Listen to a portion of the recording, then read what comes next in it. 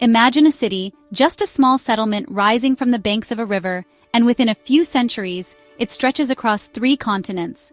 The story of Rome is one of power, ambition, and transformation. From humble beginnings as a republic, Rome would become the greatest empire the world had ever known, only to crumble under the weight of its own excess. But how did this city on a hill rise to rule the world? And why did it fall?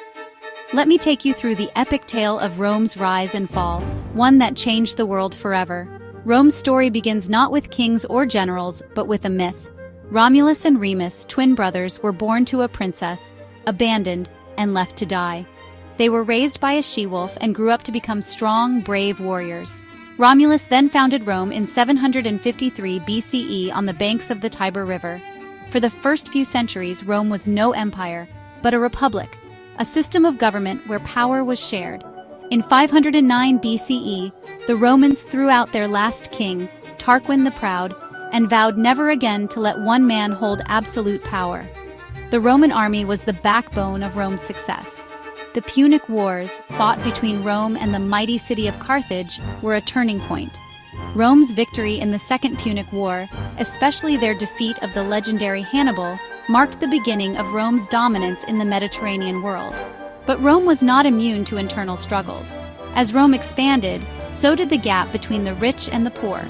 Political figures like Tiberius and Gaius Gracchus attempted reforms to help the plebeians, but they faced fierce opposition from the elite.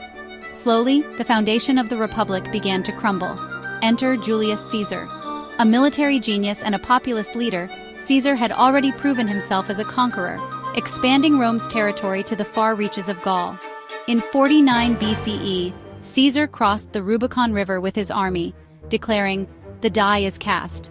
This act of defiance against the Senate set off a civil war that would ultimately lead to the end of the Republic. Caesar emerged victorious, becoming dictator for life in 46 BCE. His growing power alarmed the Senate, and in 44 BCE, Caesar was assassinated by a group of senators. In 27 BCE, Augustus became the first Roman emperor, ending the Republic and ushering in the Roman Empire.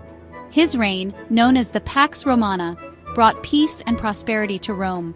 Augustus consolidated power, reformed the military, and transformed Rome into a city of unparalleled grandeur, with new roads, aqueducts, and monumental structures like the Colosseum and the Pantheon. But even the mightiest empire can fall. Over time, the Roman Empire began to crumble under its own weight. The borders, once secure, were breached by barbarian tribes. The Visigoths sacked Rome in 410 CE, and the Vandals did the same in 455 CE.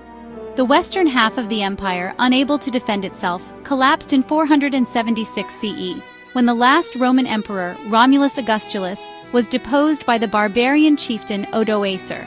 Though the Roman Empire is long gone, its legacy continues to shape our world today. The ruins of Rome stand as a testament to an empire that, for centuries, ruled the known world and changed history forever. Thank you for joining me on this journey through the rise and fall of Rome.